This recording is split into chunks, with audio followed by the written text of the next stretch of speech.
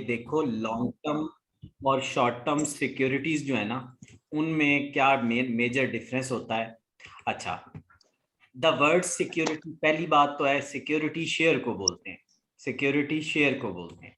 Financial management, it means financial instrument that is interchangeable and as a monetary value. यार share एक instrument का नाम है। Instrument ये नहीं होता कि वर्नियर कैलिपर थे जनाब, इस तरह के इंस्ट्रूमेंट्स जो होते हैं, या कोई हथौड़ा ही इंस्ट्रूमेंट होता है। ये जो शेयर्स होते हैं इनको भी हम इंस्ट्रूमेंट कहते हैं, लेकिन ये होते हैं माशी इंस्ट्रूमेंट, फाइनेंशियल इंस्ट्रूमेंट। इनको हम इंटरचेंज भी कर सकते हैं, इनकी एक वैल्यू भी इसके ऊपर लिखी होती है। Financial instrument is term use for assets which are part of equity capital or the debt capital of the company and are tradable. यानी जब आप किसी भी कंपनी के कोई शेयर्स खरीदते हैं तो वो इक्विटी कैपिटल आप खरीदते हैं, जब आप किसी कंपनी के बॉन्ड खरीदते हैं तो वो डेट कैपिटल होता है, और जब आप वो खरीदते हैं तो आप उनको आगे ट्रेड भी कर सकते हैं, आप उनको आगे ट्रेड भी कर सकते हैं। Other words, financial instrument is a piece of paper that has monetary value. Khalil यार, जो शेयर है उसकी मॉनिटरी वैल्यू होती है या नहीं होती? बिल्कुल होती है। Piece of paper shows the claim of the owner. ये एक पेपर होता था, अब पेपर नहीं है। अब ये इजी पैसा, मुझे बताओ, पेपर होता है? इजी पैसा क्या है? इलेक्ट्रॉनिक मनी है ना। अब शेयर भी इसी तरह हो गए, इलेक्ट्रॉनिक हो गए। अच्छा, ये क्या शो करता है? क्लेम, क्लेम शो करता है। किसका क्लेम शो करता है?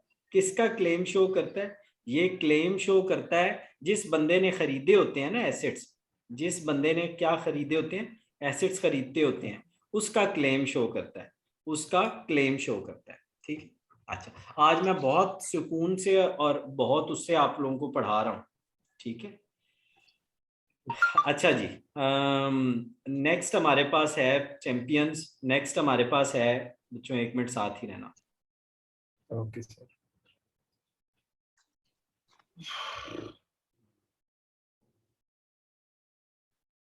अच्छा, with reference to there are the government securities. बाज औकात कंपनियां कॉरपोरेशन कंपनी को बोलते हैं, बाज औकात कंपनी शेयर इशू करती है और बाज औकात गवर्नमेंट शेयर इशू करती है। ठीक है। सम सिक्योरिटीज, जब भी सिक्योरिटी आएगा तो मैंने क्या बोला है, क्या करना है?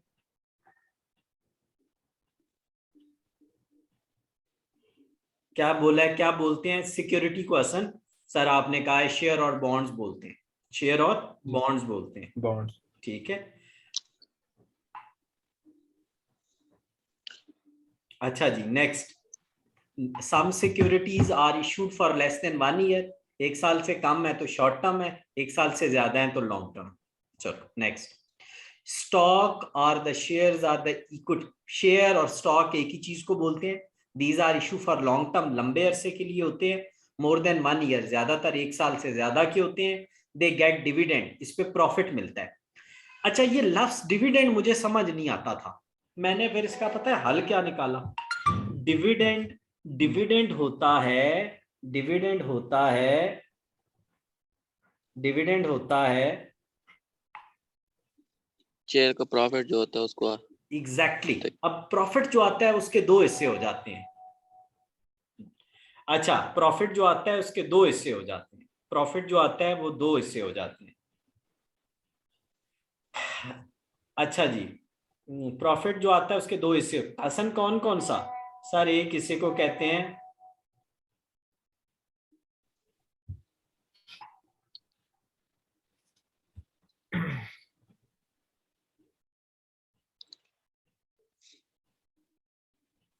यार 1 मिनट, ओ भाई मेहरबानी करो, फिन 6/23 की आज लास्ट डेट है, अगर नहीं है तो फिर यार क्यों कर रहे हैं आप? अच्छा,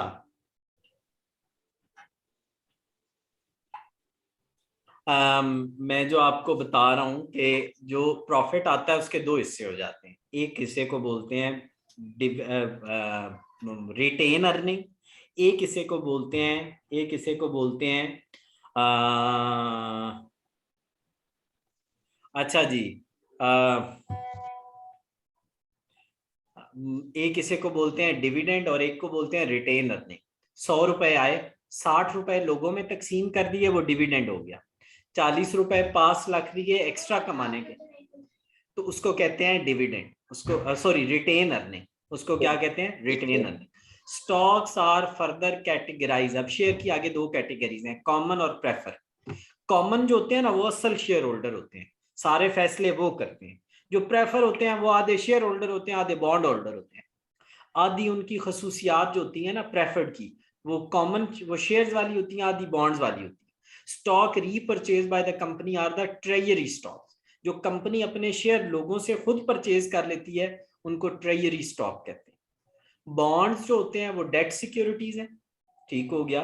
और बॉन्ड्स जो होते हैं उनका जेनेरिक नाम होता है, इस पे हमें क्या मिलता है? इंटरेस्ट मिलता है। और इनकी जो एग्जांपल्स हैं डिबेंचर, टर्म सर्टिफिकेट और पार्टिसिपेशन टर्म सर्टिफिकेट और सुकूक, सुकूक इस्लामिक बॉन्ड्स को बोलते हैं। शॉर्ट टर्म सिक्योरिटीज जो होती हैं, all short term securities are debt securities, यानी जो डेट होते हैं, जो कर्जे होते हैं, जो बॉन्ड्स होते हैं वो शॉर्ट टर्म होते हैं ज्यादातर। They are the security having less than 1 year. Or securities terms, short term securities are mostly not accessible to individual. ये ज्यादातर आम बंदे को नहीं मिलती, ये कंपनियों को मिलती हैं। जो बैंक का पैसा इकट्ठा होता है ना, बैंक, ये जो बैंक का पैसा होता है ना, गवर्नमेंट इनको उसी वक्त ये पैसा उधार ले लेती है। ये जो बैंकों के पास, ये बैंक जो कुत्तों की तरह पैसा इकट्ठा कर रहे होते हैं, ये क्यों कर रहे होते हैं? गवर्नमेंट आगे बैठी होती है इनसे लोन लेने के लिए, गवर्नमेंट इनसे लोन लेने के लिए बैठी होती है। ये वहां से पैसे इकट्ठे करके ना ये शॉर्ट टर्म सिक्योरिटी ले लेते हैं बैंक। बैंकों की जो मेजर इन्वेस्टमेंट है ना वो शॉर्ट टर्म सिक्योरिटीज में है, और उनका खास नाम होता है T bills, treasury bills, treasury bills बोलते हैं। ये आगे T bills, promissory note major treasury bill में जाता है, सर्टिफिकेट ऑफ डिपॉजिट और ये ब्ला ब्ला ब्ला ब्ला। आगे चलो जी, अब हम आ गए वैल्यूएशन पे। वैल्यूएशन जो होती है ना, Oscar Wilde, what is cynic, a person who knows the price of everything and the value of nothing. ठीक है, एक बंदा किसी चीज की प्राइस तो जानता है, उसकी वैल्यू नहीं जानता। प्राइस और वैल्यू में क्या फर्क है? हम मार्केट में गए, मैंने पूछा ये कितने की है, वो कहता है 2 लाख की है। ओ यार, एक चीज मैंने 2 लाख रुपए का एक सोफा ले लिया, ठीक है। अब मुझे ये बताओ 10,000 का सोफा हो फिर भी मैंने बैठना है, 2 लाख का अगर सोफा हो मैंने फिर भी बैठना है। अब बात ये है कि अब 2 लाख का सोफा अमीर के लिए तो वैल्यू रखता है, लेकिन गरीब के लिए तो नहीं ना रखता। तो वैल्यूएशन जो है ना, वैल्यूएशन वेरी करती है, वैल्यूएशन वेरी करती है। The term valuation refer the calculating the value of security, calculating the value of security. Values of different types are calculated various point, ठीक है। अच्छा जी, values are securities are valued to make the financial decision. Financial decision असल क्या होते हैं? और sir लेने हैं या नहीं लेना, ये होता है फाइनेंशियल डिसीजन। एक चीज में पैसे डालने हैं या नहीं डालने। ये अथॉरिटीज एंड कॉर्पोरेशन, कंपनीज और गवर्नमेंट के जो लोग होते हैं, व्हेन इशूइंग सिक्योरिटीज, जब वो दे रहे होते हैं, know their book value. Book value क्या होती है खलील? सर जो बैलेंस शीट में वैल्यू लिखी होती है ना किसी एसेट की, वो उसकी बुक वैल्यू होती है। Investor need to know the true value to make the investment decision. जब आपने इन्वेस्टमेंट करनी है तो डिसीजन करने। हसन यार आज मजा आ रहा है ना पढ़ने का? जी सर। यार कैडा सौखा है यार। To assign a small value to the portion of equity and debt capital. अच्छा, ये क्या होती है? जो वैल्यू होती है ना, एक होती है फेस वैल्यू। फेस वैल्यू 10 के नोट के ऊपर 10 लिखा होता है या 20 लिखा होता है?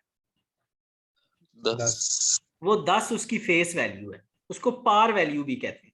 उसको क्या कहते हैं? पार वैल्यू भी कहते हैं। Assign a small value to the portion of equity, यानी इक्विटी कैपिटल को बोलते हैं। कैपिटल या बॉन्ड को जब हम पूरे कैपिटल होता है ना, मसलन एक कंपनी है, वो इतनी बड़ी है, वो इतनी बड़ी है, ये देखो ये इतनी बड़ी है, इसके अंदर क्या इन्वेस्ट हुआ है? कैपिटल। क्या इन्वेस्ट हुआ है? कैपिटल। जब आप कैपिटल को छोटे हिस्सों में डिवाइड कर दोगे ना, हर छोटे हिस्से को क्या बोलते हैं? शेयर। क्या बोलते हैं? शेयर। और जो शेयर को हम वैल्यू देंगे वो उसकी पार वैल्यू, वो उसकी क्या होगी? Par value. अच्छा, इसका मकसद क्या होता है कि हर बंदे का क्लेम पता लग जाए कि उसका क्लेम कितना है। So the particular security is not over bought, not over sold. यानी अब हम जब किसी चीज को कोई वैल्यू देते हैं ना, तो वैल्यू देने का मकसद ये होता है कि ना वो अपनी कीमत से ज्यादा पे बिके और ना वो कम पे बिके। टू डिटरमाइन द ग्रोथ, जब एक चीज को हम एक वैल्यू दे रहे हैं 10 रुपए, कुछ अरसे बाद उसकी वैल्यू मार्केट में होगी 12 रुपए, तो अब ये 10 से 12 की क्या होगी, 2 रुपए की क्या निकल आई, ग्रोथ निकल आई। क्या निकल आई, ग्रोथ निकल आई। तो हमें इससे पता लग जाता है ग्रोथ कितनी है। यानी हमें पता है ना भाई यार, पहले ये इतने की थी अब इतने की हो गई है। Various type of securities. अब वैल्यू ऑफ सिक्योरिटी जब हम निकालेंगे तो हमें क्या पता होनी चाहिए, उसकी फेस और पार वैल्यू एक ही होती है। मार्केट वैल्यू पता है कौन सी होती है, जिस पे कोई एसेट बिक रहा होता है मार्केट के अंदर, यानी जिस पे लेने वाला लेने के लिए और देने वाला देने के लिए विलिंग हो, उसको मार्केट वैल्यू कहते हैं। बुक वैल्यू जो बैलेंस शीट में वैल्यू होती है। लिक्विडेशन वैल्यू जब कंपनी बंद हो रही है उस वक्त जो वैल्यू है। Going concern value, breakup value और इंट्रिंसिक वैल्यू। इंट्रिंसिक वैल्यू होती है जब हम किसी एसेट की डिस्काउंटिंग करके ना, किसी एसेट की डिस्काउंटिंग करके प्रेजेंट वैल्यू निकालते हैं तो उसको बोलते हैं इंट्रिंसिक वैल्यू। अब दो वैल्यूज मैंने सिर्फ आपको बतानी है, गोइंग कंसर्न, बाकी मैंने आपको बता दी है। गोइंग कंसर्न मीन के बिजनेस हमेशा के लिए चलेगा। गोइंग कंसर्न का मतलब है कि बिजनेस हमेशा के लिए चलेगा। The value of security which is going concern, ठीक है, is called going concern value and it is always more than liquidation value. यानी गोइंग का मतलब है चलते रहना, कंसर्न का मतलब है बिजनेस, बिजनेस हमेशा चलता रहेगा। तो ऐसे businesses, the business is not likely to disco, ऐसे बिजनेस जो अपने अपने आप को फ्यूचर में फोरसीएबल होता है, नजदीक फ्यूचर, उसमें अपने आप को खत्म नहीं करेंगे, उनके जो शेयर्स होते हैं, जो उनकी वैल्यू होती है, उसको कहते हैं going concern value. Breakup value क्या होती है, वो value is the value of the segment of the large company. जब एक कंपनी को मुख्तलिफ छोटे हिस्सों में डिवाइड किया जाता है, when company not performing well, the company is divided into small segments, small portion, so the value profitable segment go up. ठीक है, तो वो जो वैल्यू होगी ना, जब हम उन सेगमेंट्स को तोड़ेंगे तो हर सेगमेंट के जो शेयर्स बनेंगे ना, वो जो शेयर्स होंगे उनकी जो वैल्यू होगी उसको क्या कहते हैं, उसको कहते हैं ब्रेकअप वैल्यू। बड़ी कंपनी को तोड़ा, उसके छोटे सेगमेंट बनाए, उस सेगमेंट्स के आगे शेयर इशू किए, वो जो शेयर बना उसकी जो वैल्यू होगी उसको कहते हैं ब्रेकअप वैल्यू। इंट्रिंसिक वैल्यू क्या होती है सर, अभी तो आपने बताया है कि जब हम किसी चीज की प्रेजेंट वैल्यू निकालते हैं तो उसको उसकी क्या बोलते हैं, इंट्रिंसिक वैल्यू बोलते हैं। और ये असल वैल्यू होती है, ये ट्रू वैल्यू होती है, रियल वैल्यू होती है। सबसे काम की जो वैल्यू होती है वो इंट्रिंसिक वैल्यू होती है, इंट्रिंसिक वैल्यू। अच्छा, यार मुझे तो आज आप लोगों के साथ मजा भी बड़ा आया है। डिविडेंड डिस्काउंट मॉडल समझा दूं कि पढ़ना है पहले वाला और फिर समझाऊं? दसों में कितना रह गया कितना? तो ये बड़ा रहता है, ये कम से कम 4 लेक्चर्स में हसन कवर होगा। 4 लेक्चर्स। सर मैंने ये आपको बाद में भी कॉपी करके दिया था। आपने मुझे वर्ड में भी करके दिया था, मैं देखता हूँ, दोबारा जरा भेजो मुझे। खलील ने यार बड़ा अच्छा काम किया, वो मैं देखता हूँ, खलील अभी देखता हूँ, भेजो। अच्छा चलो, डिविडेंड डिस्काउंट मॉडल देख लेते हैं क्या होता है। डिविडेंड डिस्काउंट मॉडल बेसिकली होता है कि हम, कंपनी ने जो फ्यूचर में डिविडेंड्स देने होते हैं ना, उनको यूज करते हुए हम उसकी शेयर की वैल्यू निकालते हैं। हम क्या करते हैं, कंपनी ने जो फ्यूचर में डिविडेंड्स देने होते हैं ना, उनकी बेस पे हम क्या निकालते हैं, कंपनी के क्या उसकी निकालते हैं, शेयर की वैल्यू निकालते हैं। वो मॉडल जिसमें हम डिविडेंड को इस्तेमाल करते हुए फ्यूचर के प्रिडिक्टेड डिविडेंड्स को, फ्यूचर में जो डिविडेंड देने हैं उनको प्रिडिक्ट करके उनकी बेस पे हम इंट्रिंसिक वैल्यू निकालते हैं। हमें सबसे पहले इसमें क्या क्या चाहिए होते हैं, डिविडेंड। दूसरा हमें चाहिए होता, हमने उसकी डिस्काउंटिंग करनी है, डिस्काउंटिंग करनी है। हसन आपको मैंने बताया हुआ है डिस्काउंटिंग, प्रेजेंट वैल्यू निकालने को डिस्काउंटिंग कहते हैं। हसन प्रेजेंट वैल्यू निकाल, उसमें जो इंटरेस्ट रेट इस्तेमाल होता है ना, उसको अपॉर्चुनिटी कॉस्ट कहते हैं या रिक्वायर्ड रेट ऑफ रिटर्न कहते हैं। एक्सटर्नल फैक्टर्स इसमें कांस्टेंट रहते हैं। इसमें growth is the function of retention payout, यानी ग्रोथ किसके साथ अटैच है, रिटेंशन के साथ attach. Dividend remain constant if all profit is paid as dividend. ठीक है, अच्छा ये क्या होता है जी, इसको सिनोनिम देखो इसका, कॉन्स्टांट यानी कॉन्टिन्यूअस। जो डिविडेंड है वो हमेशा चलता रहेगा। कॉन्स्टांट क्या होता है, कॉन्टिन्यूअस है और ये हमेशा चलता रहेगा। इसमें कंपनी भी गोइंग कंसर्न का क्या मतलब है सर, कंपनी हमेशा चलती रहेगी। और required rate of return, sir अभी तो आपने बताया रिक्वायर्ड रेट ऑफ रिटर्न, क्या बताया मैंने required rate of return? Sir आपने बताया वो जो डिस्काउंटिंग के लिए रेट इस्तेमाल होता है उसे रिक्वायर्ड रेट ऑफ रिटर्न कहते हैं। सर उसका आपने नाम और भी बताया है, अपॉर्चुनिटी कॉस्ट, बिल्कुल बताया है। उसको डिस्काउंटिंग रेट भी कहते हैं, रिक्वायर्ड रेट ऑफ रिटर्न कहते हैं। और उसी ये परसेंटेज होता है, मसलन ऐसे करके खलील 6%, 6%, इसको हम अपॉर्चुनिटी कॉस्ट भी कहते हैं, रिक्वायर्ड रेट ऑफ रिटर्न भी कहते हैं, इसको इंटरेस्ट रेट भी कहते हैं, डिस्काउंटिंग रेट भी कहते हैं। हसन जब मैं स्टूडेंट था ना, अल्लाह की कसम मैं इनमें कंफ्यूज रहता। मैं कहता था उत्थे नूं इंज बोल देता है, इत्थे नूं इंज बोल देता है, उत्थे इंज बोल देता है, क्या मसला क्या है? लेकिन यार फिर मैंने इसको बहुत अच्छे से पढ़ा तो मुझे पता लगा कि एक ही चीज के चार चार नाम है। उस बंदे का नाम अली भी है, उसी बंदे का नाम मून भी है, उसी बंदे का नाम लड़का भी है, फिर बड़ा हो गया तो आदमी भी है वही अली है। ठीक हो गया।